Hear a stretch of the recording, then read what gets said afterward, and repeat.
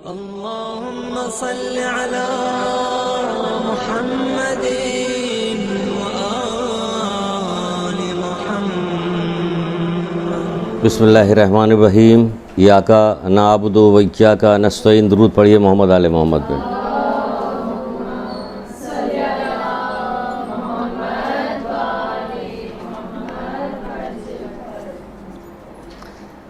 رسول خدا صلی اللہ علیہ وآلہ وسلم کی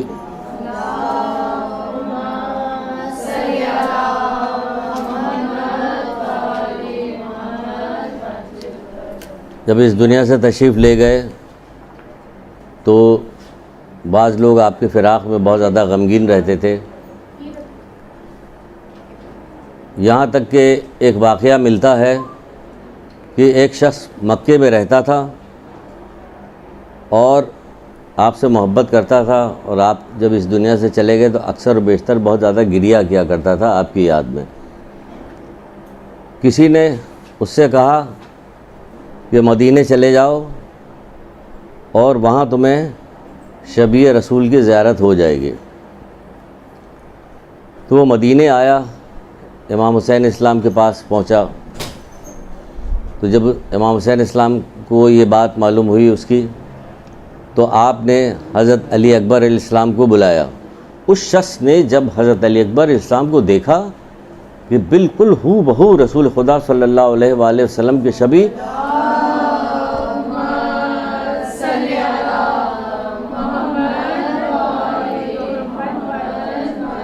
وہ مبہوت ہوا، بے ہوش ہو گیا ہو،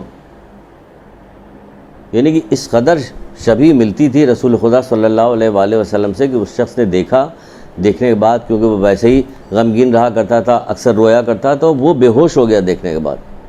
یعنی ہمارے حضرت علی اکبر علیہ السلام جو تھے، جو مولا کہتے نہیں تھے کہ جب میں اللہ کے رسول کو نانا کو دیکھنا چاہتا تھا تو حضرت علی اکبر کو بلا کے دیکھ لیا کرتے، کیونکہ گفتار میں، رفتار میں، گفتگو میں، ہر چیز میں جو ہے، صورت میں، سیرت میں جو تھے بالکل شبیہ پیغمبر تھے۔ وہ اتنے، یہاں تک کہ جو بعض علماء تو یہ کہتے ہیں کہ جو روز عاشوراء جو اذان دینے کی مولا نے جو بات کہی تھی، اذان دلوائی تھی، اس کی بھی غرض یہی تھی کہ لوگ جب آواز سنیں گے تو رسول اللہ صلی اللہ علیہ وآلہ وسلم سے ملتی ہوئی آواز ہے، شاید ان میں کوئی تبدیلی، کوئی انقلاب، اس قسم کی کوئی چیز پیدا ہو، یہ تھا۔ اور آپ کی سیرت میں ملتا ہے، آج تاریخ ہے حضرت علی اکبر علیہ السلام کی پیدائش کی، آج تاریخ ہے۔ تو اس حوالے سے میں نے کہا کہ تھوڑی سی گفتگو اس سلسلے میں ہو جائے۔ آپ کے بارے میں یہ بھی ملتا ہے کہ آپ اپنے جد کی سیرت کی پیروی کرتے ہوئے، جیسے ان کے خاندان کا ایک طریقہ کار تھا کہ آپ کھانا بہت غریبوں مسکینوں کو کھانا بہت کھلاتے تھے، کھانا کھلانے کی بہت زیادہ وہ تھی کہ کھانا کھلاتے تھے، بہت زیادہ مشہور تھا کہ حضرت علی اکبر علیہ السلام کھانے کے جیسے حضرت علی علیہ السلام بھی کھانا کھلاتے تھے، امام حسین اسلام کے دسترخوانی آپ کو پتہ کہ مشہور ہے۔ حضرت امام حسین اسلام کے بارے میں معلوم ہے کہ جب چوتھے امام سے پوچھا گیا کہ وہ آپ کے بابا کے کاندھے پہ وہ کیسا نشان تھا، تو بتائی کہ روٹیاں لاد کے لے جایا کرتے تھے اور غریبوں میں تقسیم کیا۔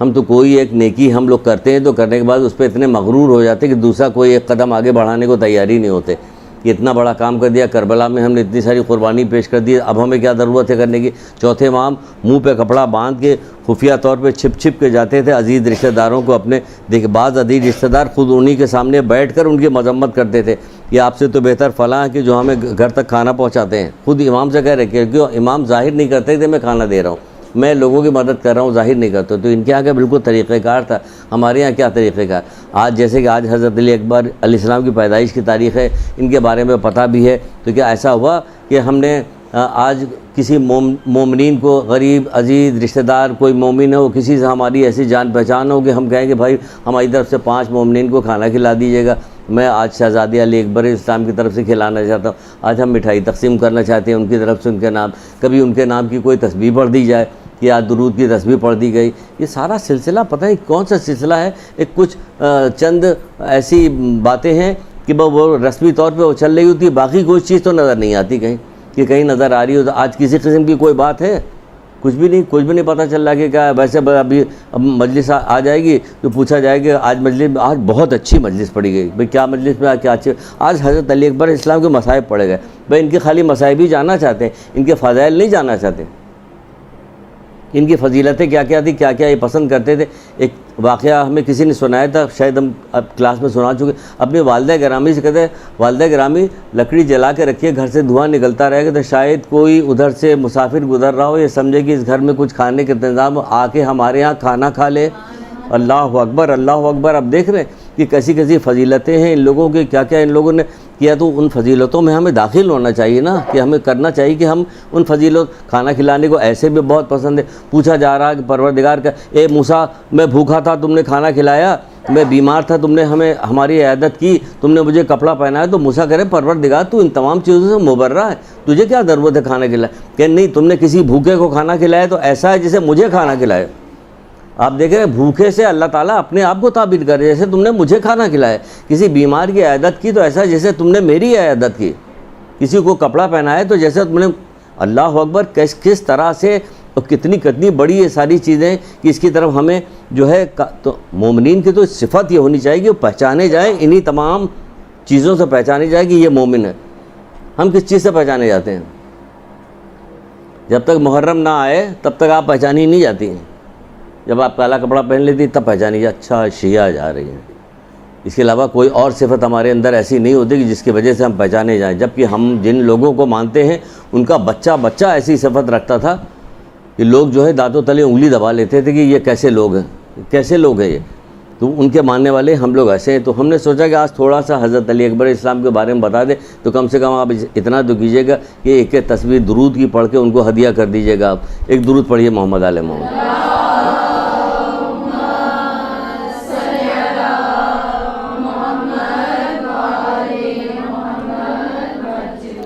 ایک دفعہ کا ذکر ہے کہ چھٹے امام جعفر صادق علیہ السلام،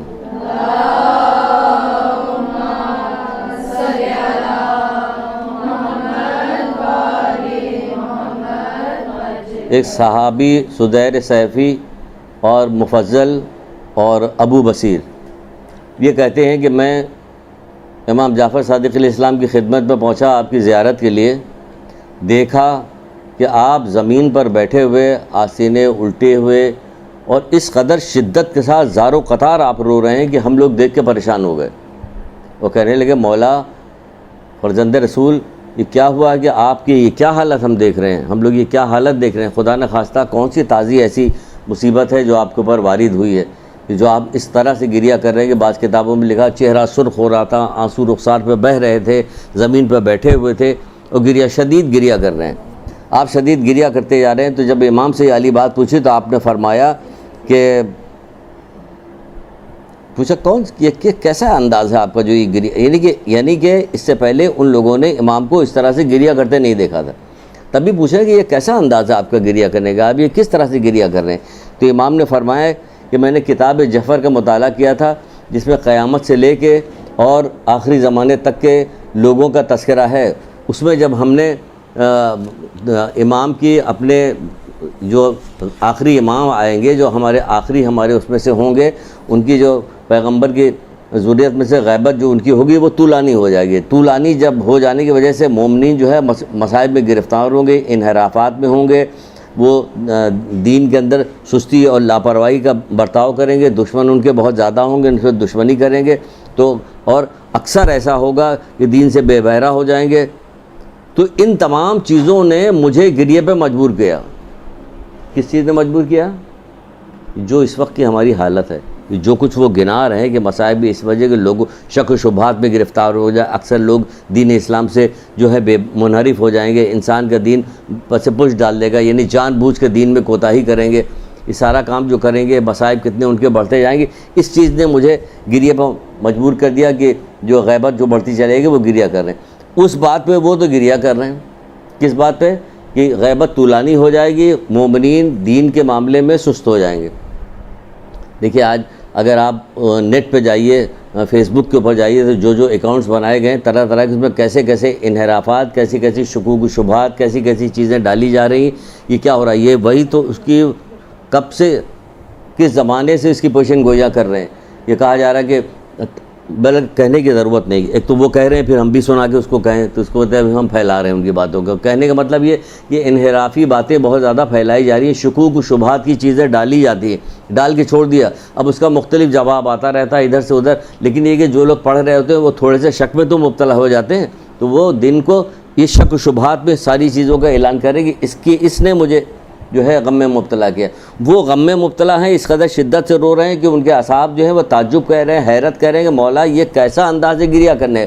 کہ ہم تو بہت زیادہ خوش ہو رہے ہیں, شادی سے پلٹ کے آئے ہیں, ناچ گانا بھی ہوا تھا, مکس گیدرنگ بھی ہوتی, سب عورتوں نے بھی ناچا تھا, گانے بھی ہوتا, ہم تو وہ گریہ کر رہے ہیں, ہم خوش ہیں. ذرا حشر تو دیکھیں ہمارا کیا ہے. یہ ایسی چیز ہے جس پہ آپ یہ بھی نہیں کہہ سکتی کہ آپ تھوڑا سا بڑھا کے بات کر رہے ہیں. کہاں سے بڑھا کے بات کر رہے ہیں؟ آپ کی آنکھوں کے سامنے ابھی شادی بیاہ جو ہوتے ہیں اس میں آپ دیکھ لیا کیجیے, آپ کے یہاں جو پروگرام ہوتا ہے اس میں آپ دیکھ لیا کیجیے, آپ کے یہاں جو ابھی 22 رجب گزر کے گئی اس میں آپ دیکھ لیجیے کس طرح سے مکس گیدرنگ تھی, کس طرح سے لوگ کیا کر رہے تھے. کہ بھائی مولا کے نام پہ, چھٹے امام کے نام پہ کھلاؤ, تقدس ہونا چاہیے, پاکیزگی ہونی چاہیے, اسلام ہونا چاہیے, دین کا اس کے اندر نمایاں ہونا چاہیے کہ اللہ اور رسول کے نام پہ امام کی رضا کے لیے, اللہ کی رضا کے لیے کھلایا جا رہا. مومنین آپس میں ملاقات کر رہے ہیں, ان کی آپس میں ملاقات کے ثواب الگ لکھا ہوا, ثواب بڑھایا جا رہا, تو اس میں تو گناہ زیادہ شامل دکھائی دے رہا ہوتا.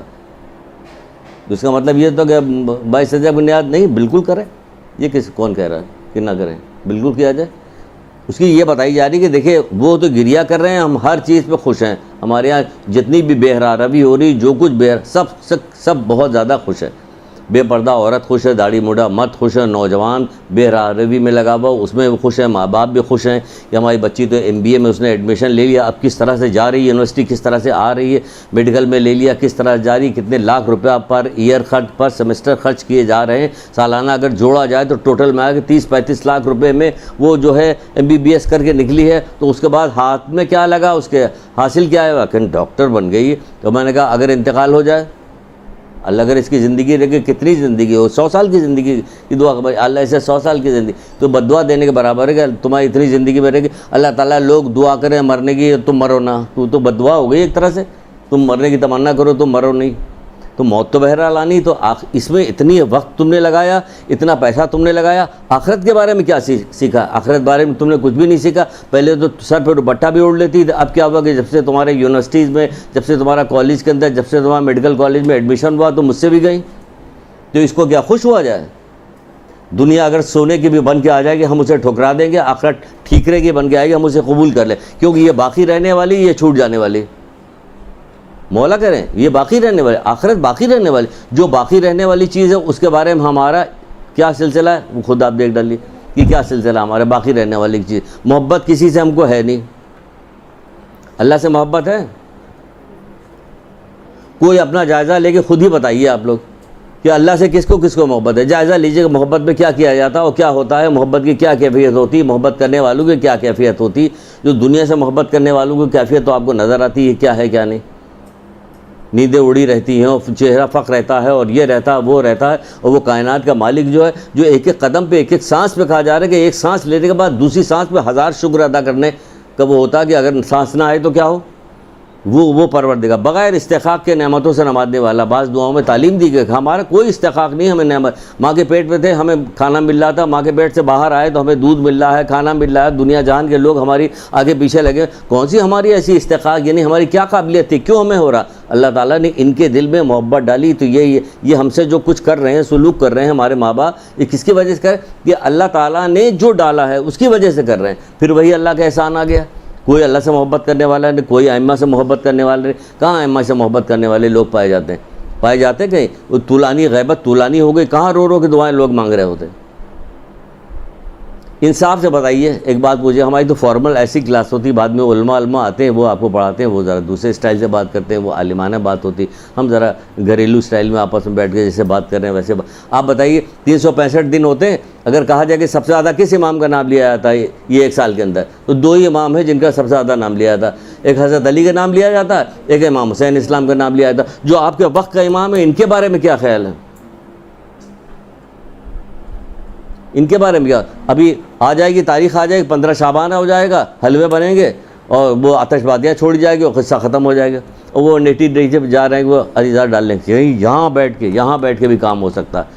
جہاں کہیں رہیے گا وہاں بیٹھ کے آپ کا کام ہو سکتا ہے. ہمارے ائمہ تو ایسے تھے کہ 7ویں امام یا 11ویں، کسی امام کا نام نہیں یاد ہے کس کے بارے، ایک شخص نے، ایک یہودی نے، ایک شخص نے ان کا امتحان لینے کے لیے کیا کیا کہ ایک سادہ کاغذ لیا، اس پہ انگلی سے لکھنا شروع کر دیا. وہ لکھتا جا رہا تھا، اس نے لکھا تو اس پہ ہم اگر کچھ لکھیں گے تو انگلی سے کیا لکھا ہے، ایک خط لکھ کے بھیجا کہ اس کا جواب دیجیے. امام نے ویسے ہی لکھ کے اس کا جواب بھیج دیا. اس نے جب وہ دیکھا تو دنگ رہ گیا اور ایمان لے کے آیا. ایمان لے آیا کہ ہاں بالکل صحیح ہے. وہ تو ایمان لایا، آپ نے درود بھی نہیں پڑھی.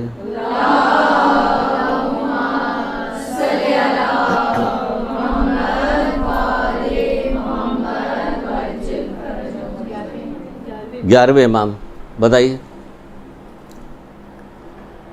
وہ ایمان لے آیا تو ہم جو وہاں سے وہاں یہاں چلتے چلے رہے. ہم جو یہ کیا سلسلہ ہے، یہ آپ کو جو توفیق دی گئی ہے، جو ملی ہے، جو یہاں تشریف لائی ہیں آپ، جو آئیں تو یقیناً سیکھیے. آپ تو یہاں سیکھیے. سیکھنے کے بعد یہ جو کوتاہیاں ہیں، یہ جو وہ ہے انحرافات ہے، اس میں آپ کو کام کرنا پڑے گا. جنگ کیجئے، اس میں آپ جنگ کیجئے، اس کو آگے پھیلائیے. تقاضا محبت یہی ہے، محبت کا تقاضا یہی ہے کہ آپ اس چیز کو آگے پھیلائیے، کہ آگے کیجئے. کہ تو وہ تو کس قدر پریشان ہو رہے ہیں، گریہ کر رہے ہیں ہمارے لیے کہ ہم انحراف کا شکار ہو جائیں گے، ہمارے لیے پریشان ہو رہے ہیں کہ ہم دین سے بے بہرا ہو جائیں گے، ہمارے لیے پریشان ہو رہے ہیں کہ وہ ہم جو ہے دین کو پس پش ڈال دیں گے، کہ ہم لیت و لال سے کام لیں گے، انحراف تغافل کریں گے، یعنی جان بوجھ کر کوتاہی کریں گے. ہم جان بوجھ کر دین کو، بہت ساری ایسی چیزیں جو ہم جانتے ہیں لیکن ہم جان بوجھ کر کوتاہی کرتے ہیں. نہ ہمیں اللہ سے محبت رہے گی، نہ اپنے اماں سے محبت رہے گی، کسی میں نہیں رہے. جان بوجھ کر ہم اس کے کوتاہی کریں. اور کیا کریں، مولا مشکل کشا اس جگہ پہ نہج البلاغہ بھی کیا کہتے ہیں،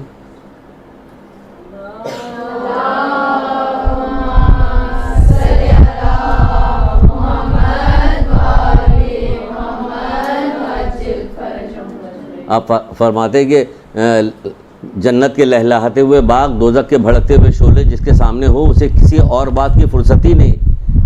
عمل خیر کے لیے دوڑ پڑنے والے کا بیڑا پار ہے، سست رفتار کی نجات کی توقع ہے، اور جان بوجھ کر کوتاہی کرنے والوں کو دوزخی میں گرنا ہے. نہج البلاغہ مولا مشکل کشا.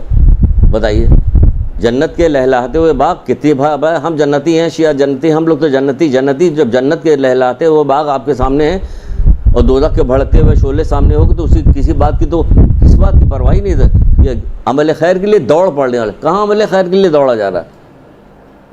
عمل خیر کے لیے دوڑنے کے لیے ہمیں کچھ نظر آنا چاہیے کہ یہ عمل خیر کے لیے دوڑ. عمل خیر کے لیے دوڑ پڑنے والے کا بیڑا پار ہے، سست رفتار کی نجات کی توقع ہے، لیکن جان بوجھ کر کوتاہی کرنے والے کو دوزخی میں گرنا.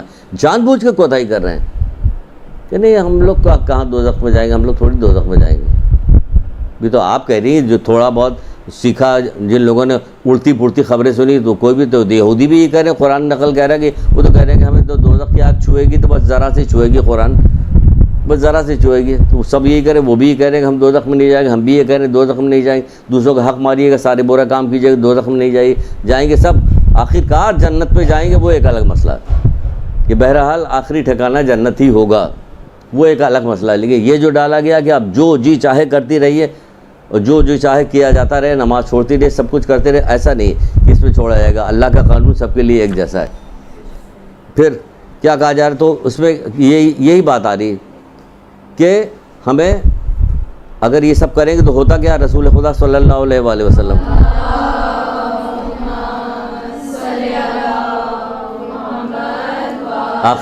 آخری زمانے میں جو فتنے برپا ہوں گے اس کے لیے تو انہوں نے ان کے باقاعدہ پیشن گوئی کی کہ حدیث باقاعدہ صبح کو مومن ہوگا شام کو کافر ہو جائے گا، شام کو مومن ہوگا صبح کو کافر ہو جائے گا. کہہ دیا. یہاں پہ انچولی میں وزیری صاحب میں کتنے کیس آتے ہیں عورتوں کے کہ وہ ہمارے میاں تو اس نے تو کہہ دیا کہ نہیں ہم نے عیسائیت قبول کیا، ہم اب وہ نہیں، ہم تو عیسائی ہو گئے. کہ کیا کیا جائے گا، فوراً چھوڑو، الگ ہو تو گیا، نکل گیا. وہ صاف اعلان کر دیا کہ نہیں ہم عیسائی ہو گئے، صاف اعلان کہ ہم فلاں ہو گئے. آپ کے یہاں پہ بہت زیادہ یہ آپس میں بیٹھ کے جب تک گفتگو بیٹھ کے جو ادھر ادھر کی باتیں ہوتی ہیں اس کی جگہ یہ ڈھونڈا کیجیے کہ ہم کہاں سے راستہ نکالیں اس گفتگو کے درمیان میں شامل ہونے کا. تو کہاں سے راستہ اسی وقت آئے گا جب آپ کو قرآن حدیث واقعات کچھ پتہ ہوں گے، تب داخل ہونے کی کوئی بات کیجئے. کوئی بات ہو رہی ہو اس میں ہم کیسے داخل ہو جائیں، دین کو لے کے کیسے داخل ہو. نہیں داخل ہوگے تو یہی ہوگا کہ اسکول کالج یونیورسٹی میں پڑھتے تھے، وہاں بھی لڑکے تھے شادی کے لیے، اب پوری زندگی اب رو رہی کہ اب کیا کریں، اب کیا کرو گے، اب کیا آپ کو تھوڑی کچھ کرنا. تو آپ کے ساتھ ہونا ہے جو ہونا، آپ کو تو جو کرنا تھا آپ نے کر لیا، گھوڑ لیا۔ اس نے کہا دیا کہ ہم نے فلاں لڑکی سے شادی کر لی، انہوں نے اس کا یہ سب یہ کیا ہو رہا ہے اس وجہ؟ اس لیے وجہ ہو رہا ہے کہ نقصان کا نہیں پتہ، نقصان کا نہیں پتہ۔ جب علم حاصل ہوگا تو پتہ چلے گا کیا ہو۔ تبھی تو کہا جائے کہ صبح کو مومن ہوگا شام کو کافر ہو جائے گا۔ وہ علی کو اللہ ماننے لگے، بڑی محبت علی کی ان کو آ گئی کہ علی کو اللہ ماننے لگے، تو صبح شام جو نکل گئے وہ۔ تو اس طرح کی نہ جانے کتنی چیزیں، وہ یہ وقت نہیں یہاں پہ کہ یہ ساری چیزیں بتائی جائے، ہمارے پاس باتیں بہت ہیں۔ آپ کو ہوشیار کر رہے ہیں کہ دیکھیں زندگی ایک بار ملتی ہے، آپ کو ایک بار زندگی ملی، صرف اس چکر میں مت رہیے کہ ہماری ایسی شادی ہو جائے اور ایسے ہمارا گھر ہو، ایسے ہم گھومیں اور ایسے یہ ساری چیزیں سب ویسی والی چیزیں، خیالی باتیں، کسی چیز میں کوئی تسکین کسی جگہ نہیں۔ ہر خوشی کے بعد ایک غم اس دنیا میں لگا ہوا، یہ سمجھ لیجئے، کوئی ایسی چیز نہیں کہ جس کے بعد وہ ہے۔ تو غمگین اللہ جسے دوست رکھتا ہے اس کے دل میں غم ڈال دیتا، غمگین کر دیتا اسے۔ مومن کے بارے میں تعریف میں مولا مشکل کشا حضرت علی اسلام ارشاد فرماتے ہیں،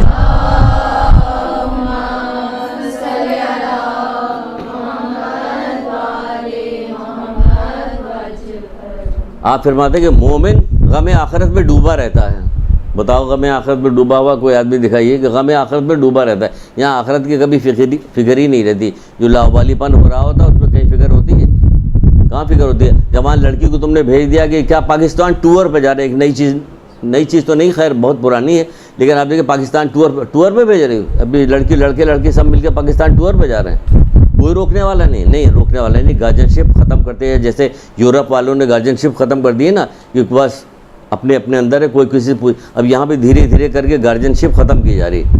ہمارے یہاں گارجن شپ ختم نہیں، بڑا بولے گا، عالم بولے گا، یہ بولے گا، ہر فرد روکے گا، ٹوکے گا، بولے گا۔ لیکن ہم نے کیا کیا کہ رشتوں کے جو معیارات ہیں اس کو گھٹا دیا، جس کی وجہ خالہ جو ہے بھانجی کو نہیں بول سکتی۔ کیوں؟ کہ پہلے تو دعا تعویذ کر رہی تھی، اس کے رشتے چھوڑوا رہی تھی، وہ اس کا خالہ نے اپنا معیار گھٹا دیا، اتنا نیچے چلی گئی کہ اب خالہ نہیں رہے گی۔ جبکہ رسول اللہ سے جب اس آدمی نے کہا تھا اپنی لڑکی کو کنویں میں دفنانے کے بعد کہ اللہ کے رسول مجھے افسوس ہو رہا ہے، کیا میرا یہ گناہ معاف ہو سکتا ہے؟ تو جب اللہ کے رسول کے پاس آیا تھا وہ آدمی تو پوچھا تھا کیا تیری ماں زندہ ہے؟ تو اللہ کے رسول سے اس نے کہا کہ اللہ کے رسول ماں تو زندہ نہیں، کیا خالہ زندہ ہے؟ کہ ہاں، کہ جاؤ اس کی خدمت کر۔ مطلب کیا نکلا؟ خالہ کی خدمت کرو گے تمہارا یہ گناہ قتل کا جو اس زمانے میں جو تھا کہ زندہ لڑکیوں کو دفن کر دیا تھا، وہ والا گناہ تھا، اس سے تمہیں نجات مل جائے گی، یعنی چھوٹ جائے گا۔ پھر جب جانے لگا تو کاش اس کی ماں زندہ ہوتی۔ تو مطلب یہ تھا کہ خالہ بھی اتنی پاور رکھتی تھی کہ وہ اگر اس کی خدمت کرتا تو وہ آج خالہ کون سی پاور رکھتی؟ خالہ اپنی پاور دیکھ لے، چچا اپنی پاور دیکھ لے، تایا اپنی پاور دیکھ لے، کسی میں کوئی بات رہی نہیں گئی کہ جو معیار ہونا چاہیے تھا رشتوں کا، وہ رشتے کا معیار ہی ختم ہو گیا۔ وہ سب تو ایک دوسرے کے یہ ساری دشمنی کس بات پہ ہوتی ہے؟ کہ حب دنیا کی محبت میں ہوتی ہے، یہ دنیا کی محبت میں۔ حضرت لقمان اپنے بیٹے سے کہہ رہے ہیں کہ اے بیٹا دنیا میں اتنے داخل نہ ہو جاؤ کہ تمہاری آخرت برباد ہو جائے، یعنی کہ دنیا داری اتنی نہ کرے، دنیا میں اتنے داخل نہ ہونا کہ تمہاری آخرت خراب ہو جائے، نہ تمہیں اتنا اس سے باہر نکل آنا کہ دوسروں پہ بوجھ بن جاؤ۔ بات سمجھ میں آئی ہے کہ اس کا کیا مطلب نکلا؟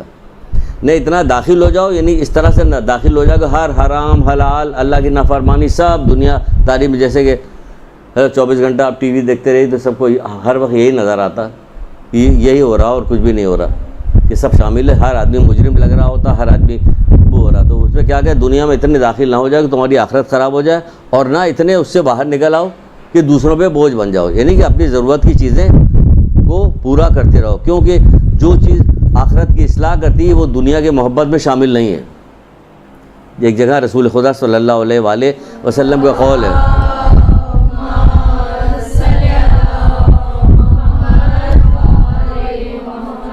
یعنی دنیا میں رہتے ہیں تو جو چیز آپ کی آخرت کی جو آپ کی اصلاح کرتا ہے وہ حب دنیا میں شامل نہیں، کہ ہمیں روزگار اتنی تو کمانا ہمیں کہ ہمیں اپنی زندگی کا سب پورا کر سکے، لوگوں سے ہاتھ نہ پھیلائیں، بہت سارے کام دنیا کے ہوتے ہیں تو وہ تو ہمیں کرنا پڑے۔ جو تمہاری آخرت کی اصلاح کر رہی ہے وہ جو ہے حب دنیا میں شامل نہیں ہے، آخرت تو آپ کو خود ہی نظر کرنا پڑے گا کہ آخرت میں کیا کام کر رہے ہیں، کہ جو آخرت میں ہے یہ ہم یہ دنیا داری کے لیے کر رہے ہیں، ورنہ تو مولا مشکل کشا یہی کہتے ہیں حضرت علی علیہ السلام۔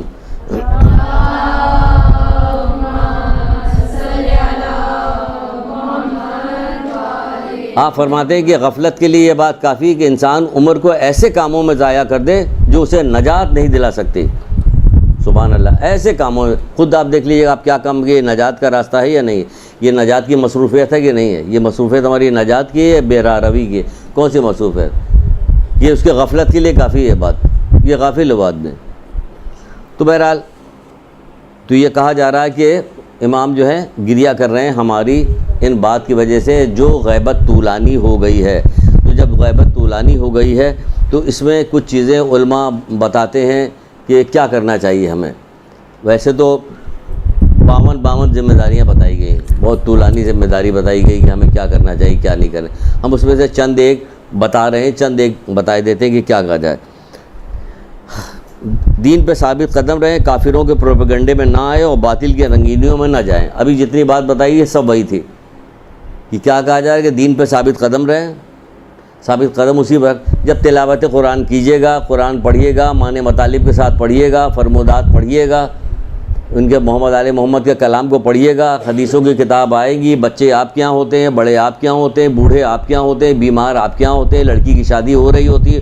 تو کیا ان مسائل کے اوپر تب کیوں ان کی جو حدیثیں موجود ہیں, ان کے جو علماء نے باقاعدہ جمع کر کے والدین کے ساتھ کیسے کریں, پتلی پتلی کتابیں موجود ہیں, والدین کے حقوق کیا ہیں, اولاد کے حقوق کیا ہیں, یہ بچوں کی تربیت کیسی کرنی ہے. یہاں پہ پورا دروس ہو رہا ہے بچوں کی تربیت کے, اتوار والے دن درس ہو رہا, کہاں سے فون آتے ہیں کہ کہا جاتا ہے کہ ہم سارے درس ہم سن رہے ہیں, وہاں پہ کیا بہترین درس دیا جا رہا ہے. کاش ہمیں پہلے سے معلوم ہوتا تو پہلے 1400 سال پہلے ہی یہ ساری بات بتائی گئی تھی جو اب جمع کر کے بتائی جا رہی. تو یہ اب ہم آپ کو ڈائریکٹ بتا رہے ہیں اس طرح سے کہ بجائے اس کا کہ کوئی وقت آئے کہ جب ہم بڑے ہمارے پر کوئی وقت پڑے تب آپ کو کام کریں. اب تب کیا ابھی سے کام کر کے سیکھیے, ابھی سے سیکھیے. کہ اب ہمیں بتایا جا رہا, تو میں نے اس کو کل مجھے فون آیا تھا مجھ سے کہہ رہی کہ ہمیں اتنی دن بعد پتہ چلا ہے, کاش ہمیں یہ سارے 10 پہلے مل جاتے. میں نے کہا ابھی بھی سیکھ لو گے, سیکھنے کے بعد دوسروں کو اگر تم اس کو بات بتاؤ گے تو ایسا ہوگا کہ تمہاری جو پچھلی جو کوتاہیاں ہیں اللہ اسے کمپنسیٹ کر دے گا.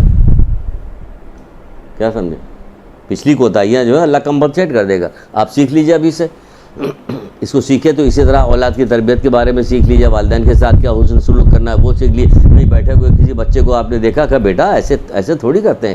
یہ والدین کی بڑی آپ نے 2 حدیثیں وہاں سنا دی بیٹھ کے, جہاں پہنچے آپ نے 2 پڑوسی کے ساتھ یہ کرتے ہیں, عزیز رشتہ داروں کے ساتھ یہ کرتے ہیں. حد کون سی ایسی چیز ہے جس کے بارے میں پتہ نہیں, ہمیشہ مر کے جانا, قبر میں کئی ہزار سال تک رہنا, پتہ نہیں کتنے سال تک رہنا. پوچھا جائے کہ بتاؤ قبر کے برزخ میں قبر کے حالات بتاؤ کہ کیا ہوگا, نہیں پتہ.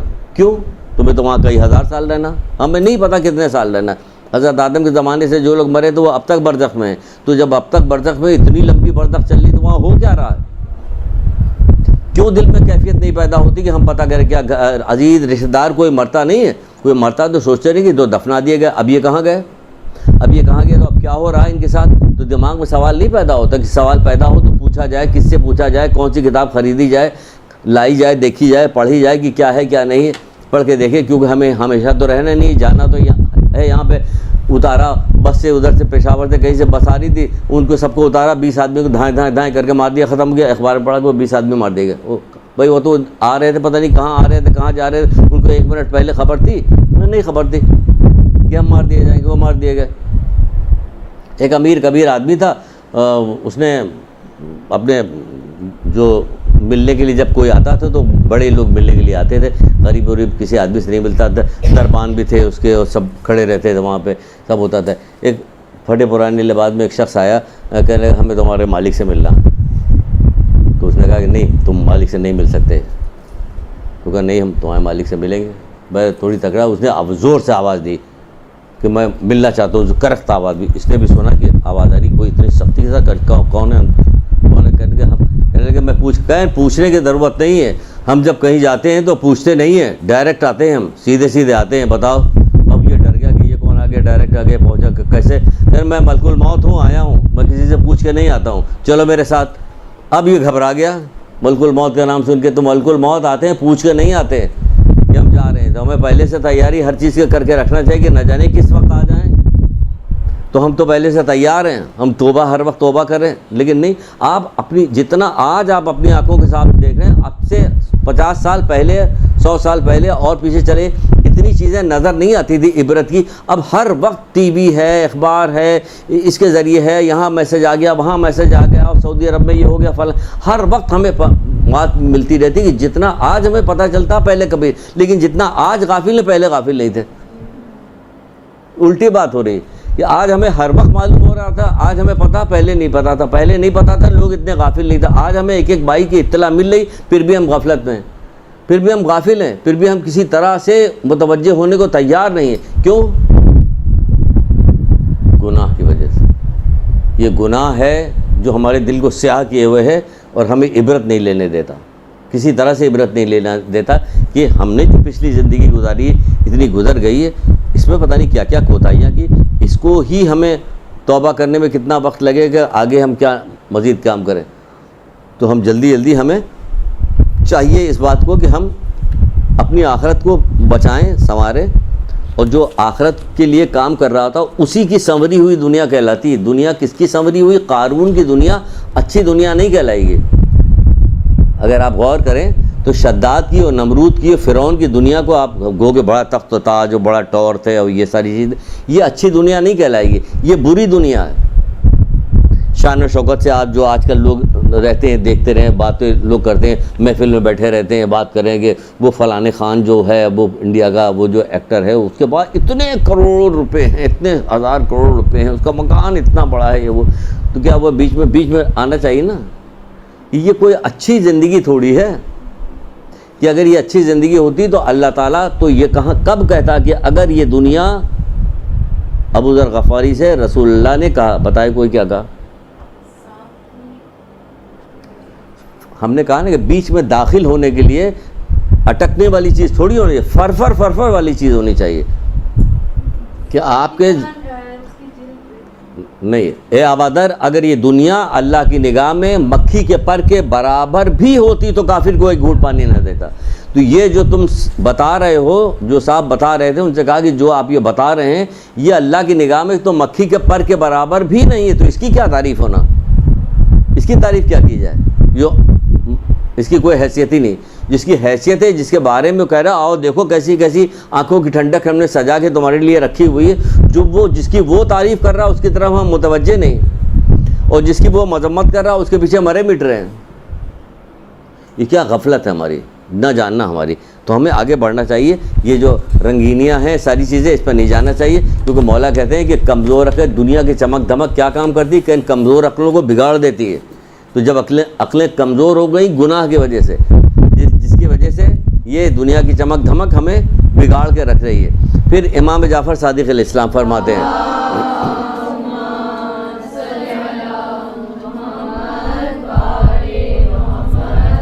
آپ فرماتے ہیں جو مومن اپنے مال سے ایک درہم بھی امام کی خاطر خرچ کرتا ہے تو اللہ تعالیٰ بہشت میں احد کے پہاڑ کے برابر اس کا بدلہ دے گا. ایک درہم امام کے لیے, تو اور ایک درہم کس کام کے لیے خرچ کیجیے گا؟ امام کی مشن کے لیے خرچ کیجیے. لوگوں کو ابھی سن لیا آپ نے کہ کیا ہوگا, کہ آخری زمانے میں کیا ہو جائے گا. یہ گمراہ ہونے لگیں گے لوگ جہالت کی وجہ سے, دنیا پرستی کی وجہ سے, اور یہ جو ہے جو یہ دنیا دار لوگ ہیں ان کو ہر طرح سے گمراہ کریں گے. تو اس میں ان کو گمراہی سے بچانا ہے. بچانے کے لیے کیا کرنا پڑے گا؟ بہانے کتابیں تحفے میں دیجیے, آپ خود پڑھیے, پڑھنے کے بعد ان کی نصیحت کیجیے, ان کو درس و تدریس میں لے کے آئیے, کہ اس طرح سے گمراہی ختم ہوگی. تو اس پہ پیسہ خرچ کرنا پڑے گا. تو کہا ایک درہم بھی اگر خرچ کیجیے گا تو کیا ہوگا, کہ ایسا ہوگا کہ بحث میں احد کے پہاڑ کے برابر اجر ملے گا, ایک درہم کے خرچ کرنے کی وجہ سے. یہ کہا. پھر بعض جگہ پہ کہا جاتا ہے کہ امام زمانہ کے لیے صدقہ نکالنا چاہیے. ہمارے یہاں صدقے کی صندوقچی ہے یہاں پہ, وہ اس میں 3 خانے بنے ہوئے ہیں, صدقے کا, خوشنودی امام زمانہ کا, دین حق کی تبلیغ کا. ذرا اس کو ایسا کر کے کھولیے, سب کو الٹ دیجیے, پھر دیکھیے کیا آ رہا ہوتا ہے. 2 روپیہ دین حق کی تبلیغ کے لیے, 10 روپیہ جو ہے امام زمانہ کا صدقہ لیا. اس میں جو صدقہ آ رہا ہے یہ ذرا بڑھا ہوا نظر آتا ہے. جا کے دیکھ لیجیے, یہ معرفت ہے جو یہاں پہ ہو رہا ہے. امام زمانہ کا صدقہ تو سب سے پہلے امام زمانہ کا صدقہ ڈالنا چاہیے. سب سے پہلے اول صدقہ جو ہے امام زمانہ کا پڑھنا چاہیے. بچوں سے سب سے ڈلوائے کہ امام زمانہ کا صدقہ نکالو, اس کے بعد تب اپنے عزیزوں کا صدقہ نکالنا چاہیے. بعض لوگوں میں ہے کہ وہ کیا کرتے ہیں کہ سب سے پہلے خود بھی تو دل پہ ہاتھ رکھے کہ کتنے غضب کا مقام ہے کہ ہم اپنے بچوں کا صدقہ پہلے, اپنے مولا کا امام کا صدقہ نہیں نکالتے. شرم آئے گی آپ کو کہ نہیں پہلے امام زمانے کا صدقہ صبح شام نکالو، صبح نکالیے اور شام نکالیے، امام زمانے کا صدقہ نکالیے، نکالنا چاہیے۔ پھر پانچویں امام امام محمد باقر اسلام،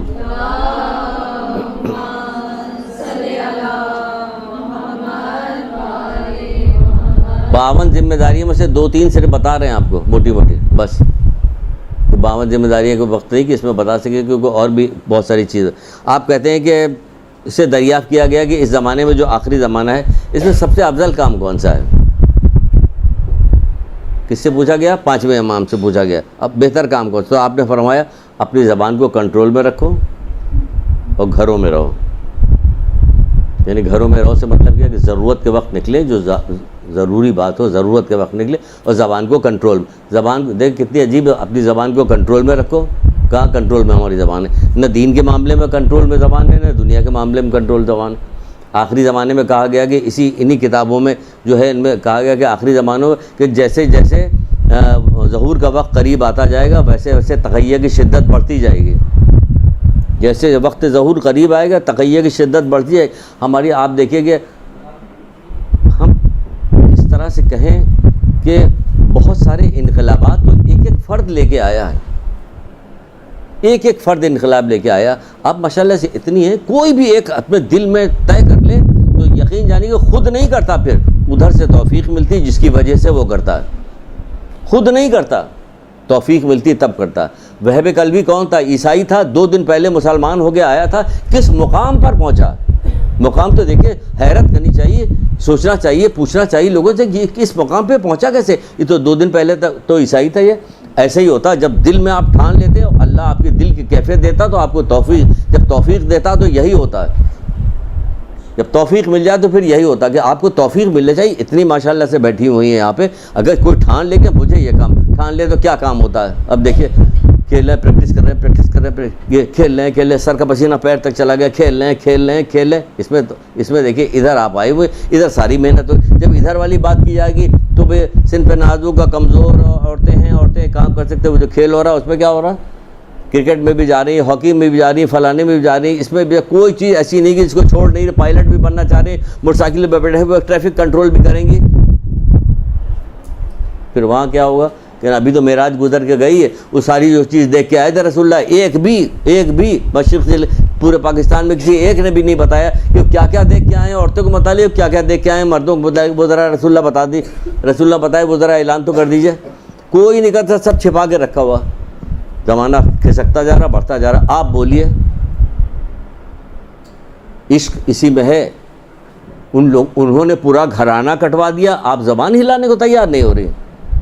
ابھی آئے گا محرم، بیٹھ کے رو لیجیے گا، بس قصہ ختم ہو جائے گا۔ انہوں نے پورا سب کٹا دیا، چھوٹے بچے سے لے کے بڑے، کون سی مصیبتیں نہیں جھیلی کہ سنا نہیں جاتا۔ 30 دن نوحہ سنیے، 30 دن ان کا ذکر کیجیے تو آپ کو پتہ چلے گا کہ ہاں واقعی میرا درد ان کے ساتھ رہنا چاہیے، ساتھ رہنا چاہیے۔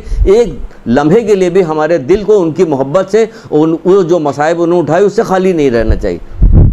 لیکن ہے خالی ہماری خوشی بتاتی کہ خالی ہے نہیں، صرف وقتی طور پہ کہ سن لیا تو غمگین ہو گئے، وقتی طور پہ نہیں، وقتی طور پہ کس بات کا؟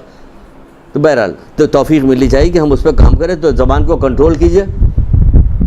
کتنی یہ کتاب ہے وظائف الشیعہ، اس کے اندر ایک باب ہے جس کے اندر صرف اور صرف تقیہ کے 3-4 پیج ہیں۔ کس قدر شدت کے ساتھ بتایا گیا کہ آپ بتا نہیں سکتے، لوگ خلاف ہو جاتے ہیں، اگر بتائیں تو لوگ خلاف ہوتے کہ تو ہم لوگ بزدل ہیں۔ یہ جو بتا رہے ہیں کیا بزدل لوگ بتا رہے ہیں؟ جس کا وہ علی کا شیعہ نہیں، جس کا تقیہ نہیں، علی کا شیعہ نہیں، تقیہ نہیں، وہ بزدل ہیں، وہ بزدل ہی بتا رہے ہیں۔ تقیہ قرآن کے اندر جو کیا ہوا تھا، تقیہ کا جو ذکر آیا تو کیا وہ بزدل تھا؟ فرعون کے دربار میں ایک مومن تھا جس نے اپنے ایمان کو چھپایا ہوا تھا۔ قرآن ماننے کے ساتھ تو پڑھو، خدا رہا ماننے کا ایک دفعہ پڑھ لو، ورنہ پھر تمہارے اوپر پڑھا جائے گا۔ اللہ ان کو اصال ثواب کے لیے، پھر اصال ثواب کے لیے پڑھ لو، ابھی سے پڑھ لو، ابھی پڑھ لو۔ یہ تمہارا پڑھا ہوا کسی کے اصال ثواب کی، پھر ہمیں یہ پڑھا ہوا ساتھ چلے گا، تمہارا قرآن ساتھ رہے گا ہر جگہ۔ اس کو دل میں اتار تو لو، اس کو دل میں اتار، ایک چیزیں اتار لو، پھر خالی نہیں رہو گے، کبھی وحشت نہیں ہوگی۔ چوتھے امام زین العابدین علیہ السلام۔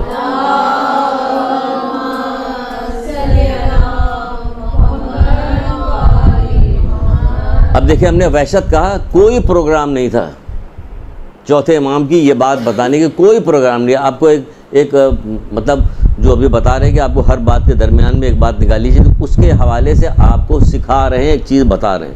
ہمارا کوئی پروگرام نہیں. جیسے میں نے کہا کتاب کو اتار لیجیے، پھر آپ کو کوئی وحشت نہیں ہوئی. جیسے میں نے کہا وحشت، فوراً یاد آ گیا کہ چوتھے امام کی ایک روایت ہے، اس میں کہتے ہیں کہ مشرق سے مغرب تک کوئی چیز نہ ہو اور میرے پاس قرآن ہو تو مجھے وحشت نہیں ہوگی. کیسی بات کی ہے؟ سبحان اللہ والی بات نہیں کی ہے نا؟ سبحان اللہ. یہ تو واہ واہ کریں گے یا خاموش رہیں گے؟ واہ واہ کس بات کو؟ سبحان اللہ، تاکہ ہمیں اس کا ثواب ملے. سبحان اللہ کہنے کا ثواب ملتا تھا. بہرحال کہتے ہیں مومن اپنے اعمال کو امام زمانہ کو بطور ہدیہ پیش کرے. بتاؤ کیا روزانہ ایک تسبیح اجل فرجوم کی پڑھ کے امام زمانہ کو ہدیہ کیا جاتا ہے؟ کتنے کرتے ہیں بتائیے؟ کیونکہ جھوٹ تو بول نہیں سکتے، امام زمانہ کا معاملہ ہے. ایک تو پڑھتے نہیں تو ہم کوئی ثواب نہیں حاصل کرتے، جھوٹ بولتے ہیں تو پتہ چلا ثواب تو حاصل نہیں ہو رہا، گناہ لے رہے ہیں. تو دیکھ لیے کتنے افسوس کی بات ہے کہ نہیں پڑھ رہے ہیں. یہ ایک تسبیح کم سے کم ایک تسبیح، یہ بہت کم ہے جو امام زمانہ کے لیے. کم سے کم ایک تسبیح تو پڑھ کے اجل فرجوم کی تو ہم پڑھ سکتے ہیں. روزانہ ایک تسبیح یہ کس کو ہدیہ کریں گے؟ امام زمانہ کو ہدیہ کر رہے نہیں. چھوڑے، کہنے کی بات نہیں ہے، ورنہ وہ ہو گیا کہا جا رہا ہے، اس بہانے سے موقع آ گیا تو کہہ رہے ہیں نہیں. تو کم سے کم ایک تسبیح اجل فرجوم کی. آج کا دن ناگا نہیں جائے گا. آج یہاں سے جائیے گا، راستہ چلتی جائیے گا، تسبیح ختم، کوئی کام رکتا نہیں ہے. تسبیح پڑھنے میں کوئی کام میں کہیں رکاوٹ نہیں ہوتی، فائدہ نفع پہنچ رہا ہوتا، آسانی ہو رہی ہوتی، ہر کام میں آسانی پیدا ہو رہی ہوتی. بجائے اللہ کا ذکر کریں تو آسانی نہ پیدا ہو. ہم تمہیں وہاں سے روزی فراہم کریں گے جہاں سے تمہارا گمان بھی نہیں ہوگا. کس کو؟ اللہ کا ذکر کرنے سے، اللہ کو یاد کرنے سے. ہمیں گمان کا مطلب اگر ہمیں گمان ہے کہ یہاں سے ملے گا تو کیا فائدہ ہو؟ ہمیں تو گمان ہی نہ ہو کہ کہاں جائے گا، اور ہمیں مطلب ہی ضرورت بھی اس کی نہیں. ہم تو دعا کرتے کہتے پتہ ہمیں کیا پتہ کہ کہاں سے ملے گا. تو نے کہا جہاں گمان نہیں ہوگا بھیج دے ہمارا یہ کام ہونا چاہیے، بس ہو جاتا وہ کام ہو جائے، کیونکہ اس کے لیے کوئی وہی نہیں. تو ہدیہ کرنا. قرآن کی آیت کا کچھ چاروں کل پڑھتی ہیں، آیت الکرسی پڑھتی ہیں، کچھ تو پڑھتی ہیں. تو ایک وقت کسی وقت پڑھنے کے بعد کہیے کہ امام زمانہ کو ہدیہ کیا ہم نے. 5 وقت کی نماز پڑھتی ہے تو کسی ایک وقت کی نماز میں امام زمانہ کو ہدیہ کر دیجیے.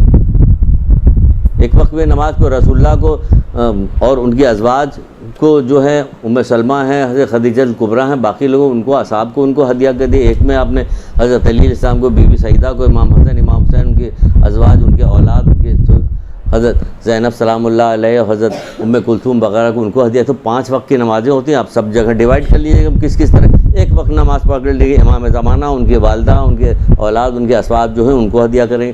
پڑھ لیجیے کچھ تھوڑی بہت.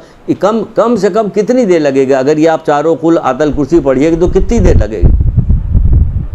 3 منٹ 4 منٹ. تو یہ ان کو ہدیہ کرنے کو یہ کہا جا رہا ہے. پھر کہا جا رہا کہ ان کے لیے دعا کریں، کیونکہ آپ دعا کیجئے کہ پروردگار جلد سے جلد ان کا ظہور فرمائے. تو کیا ہے؟ آپ ایسا آپ دعا کریں. یہ دعا کیا کریں؟ تو مظلوموں کی مدد کے لیے آپ دعا مانگ رہے ہیں. اگر آپ غور کیجئے تو مظلوموں کی مدد کے لیے دعا مانگ رہے ہیں. ان لوگوں پہ جن پہ ظلم کیا گیا تھا ان کے انتقام کے لیے ہم دعا مانگ رہے ہیں کہ ان کا انتقام آئیں، ان کا انتقام لیں، اس لیے دعا مانگے. تو کہاں روزانہ کی دعاؤں میں یہ دعا شامل ہے کہ پروردگار جلد سے جلد ظہور کر. بعض کتابوں میں لکھا ہوا کہ ان کے انتظار میں ان کے ہمیں گریہ کرنا چاہیے کہ مولا ابھی تک نہیں آیا. آپ مولا اب قیامت تو یقیناً مکی کے پر کے برابر بھی آنسو آئے تھے کبھی کسی کے کہ مولا دیر ہو گئی ابھی تک نہیں آئے. یہ کب ظاہر ہوگا؟ مولا کب آئیں گے آخر آپ؟ نہیں. کیوں؟ روزانہ یاد نہیں کرتے. ان کی کتابیں گھروں. غضب خدا کہ ہمارے وقت کے امام ہیں، ان کے متعلق ہمارے گھر میں کوئی کتاب نہیں ہے. کتاب ہے پوچھا جائے اس کے بعد کتاب ہے. 2 آدمی سے آپ لوگ لے کے روزانہ پڑھا کیجیے. بھائی ان لوگوں کے پاس ہے ماشاءاللہ. ایک درود پڑھیے محمد آل محمد.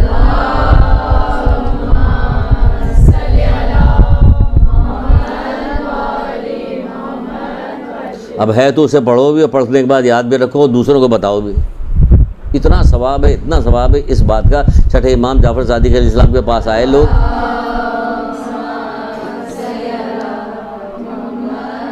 آگے کہنے لگے مولا ایک شخص ہے جو اپنی واجبی نماز پڑھتا رہتا ہے، بس وہ نماز پڑھتا رہے، اور ایک شخص ہے واجبی نماز روزے کے بعد کیا کام کرتا ہے، نماز پڑھنے کے بعد کیا کہ لوگوں کو جو ہے آپ لوگ کی حدیثیں یہ سب پہنچاتا رہے کہ پہلے شخص سے دوسرے شخص کو فضیلت اتنی 1000 عابد سے افضل ہے یہ شخص جو خالی نماز پڑھنے کے بعد پھر لوگوں تک پیغام پہنچا رہا، آپ کی حدیثیں آپ کے جو علوم ہے اس کو پہنچا رہے، 1000 عابد سے افضل ہے۔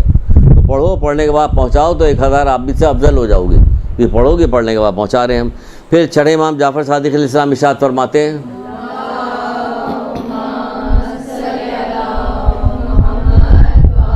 آپ فرماتے ہیں کہ غیبت کے زمانے میں اس قدر شبہات پیدا کیے جائیں گے کہ اچھے خاصے لوگ مشکوک ہو جائیں گے، اچھے خاصے لوگ مشکوک ہو جائیں گے۔ لہٰذا اس دور میں ہر شخص کا فرض ہے کہ سلامتی امام زمانہ کے لیے کیا کام کرے کہ دعا بھی کرے، اپنے لیے بھی دعا کرے، یا اللہ یا رحمان یا رحیم یا مقلب قلوب ثبت قلوبنا علی دینک، یہ جو دعا ہے وہ ہر نماز کے بعد پڑھیے، یا اللہ یا رحمان یا رحیم کر کے ہر نماز کے بعد پڑھیے، ضروری پڑھنا کہ یہ پڑھیے گا تو آپ کو انشاءاللہ اللہ تعالیٰ آپ کو بچا کے رکھے گا۔ کہ کہا جائے کہ آخری زمانے میں اس قدر جو ہے انحرافات، اتنی چیزیں، اچھے خاصے لوگ مشکوک ہو جائیں گے دین کے بارے میں، تو اس لیے کہا گیا کہ یہ والی دعا پڑھیں، یا اللہ یا رحمان یا رحیم یا مقلب القلوب ثبت قلوبنا علی دینک، ٹھیک ہے۔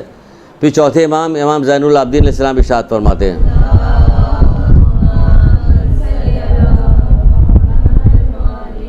آپ ارشاد فرماتے ہیں کہ جو شخص غیبت کے زمانے میں ہماری ولایت پر ایمان رکھ کر ثابت قدم رہے، ہماری ولایت پر ایمان رکھ کر ثابت قدم رہے تو اللہ تعالیٰ اسے شہید بدر اور احد کے مرتبے، جو شہید بدر میں جو لوگ شہید ہوئے تھے، احد میں جو لوگ شہید ہوئے، ان کو 1000 شہید کا ثواب دے گا۔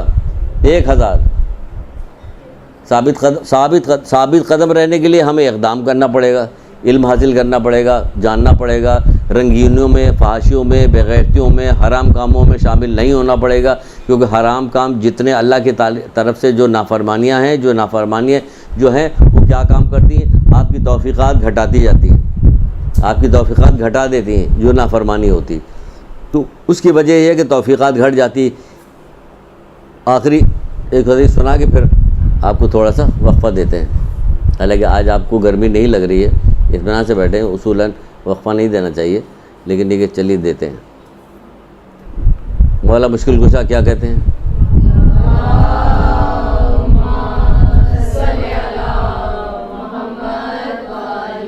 جو اچھی چیز کو برا جانے، بری چیز کو اچھا جانے، اور نصیحت کرنے والے کی نصیحت سے روگردانی کرے، نصیحت کرنے والے کی نصیحت سے روگردانی کرے، اللہ تعالیٰ اسے کبھی توفیق نہیں دیتا۔ کیا کون سی اچھی چیز؟ یہ بے پردگی اچھی چیز ہے، گانا بجانا اچھی چیز ہے، گا بجا رہے ہیں، آخری زمانے میں یہ سب پھیلایا جائے گا۔ بہت پہلے جب چھوٹے تب ہمیں کہیں پڑھا تھا یا کسی نے ایسے بتایا کہ دجال آئے گا تو کیا کرے گا کہ روٹی کے ذریعے سے روٹی لیے ہوگا ہاتھ میں، اور ایک طرف گانا باجے چل رہے گا اور بے پردہ عورتوں کو لے کے آئے گا، اس طرح سے لوگوں کو بہکائے گا۔ بہت پہلے جب چھوٹے تب کہاں سے کس نے بتایا تھا کیا؟ تو آج اپنی آنکھوں سے دیکھ رہے ہیں کہ ہمیں تو ہم تو سمجھتے تھے، اس وقت سمجھتے کہ شاید کوئی بہت بڑی گاڑی پہ آئے گا، ایک طرف روٹیاں رکھی ہوں گی، ایک طرف وہ کوئی باجا لے کے بیٹھے ہوں گے، کچھ عورتیں ہوں گی، تو اس سے ہم سب کو بلائے گا کہ ہم لوگ چلے جائیں گے ادھر۔ نہیں ہم تو نہیں جائیں گے ادھر۔ بھائی کہاں بلا تو رہا، اس سے بڑا کام ہو رہا ہے، اسے سمبولک طریقے سے بتایا آج تو اس سے بڑا کام، اس نے ان کو کیا بے پردہ لے کے آئے گا، اس نے کہا ہم تمہارے گھر میں کر دیں گے بے پردہ، ہم تمہارے گھر میں گانا بجانا کریں گے، ہم تمہارے گھر میں لوگوں کو گرفتار کر دیں گے، صرف روٹ کماؤ کھاؤ اس میں گرفتار کر دیں، تو سارا کام تو کر دیا اس نے، ہر گھر یہ کام کر دیا۔ تو ہمیں ان تمام چیزوں سے بچنا ہے غیبت امام زمانہ میں۔ ایک درود پڑھیے محمد عالم۔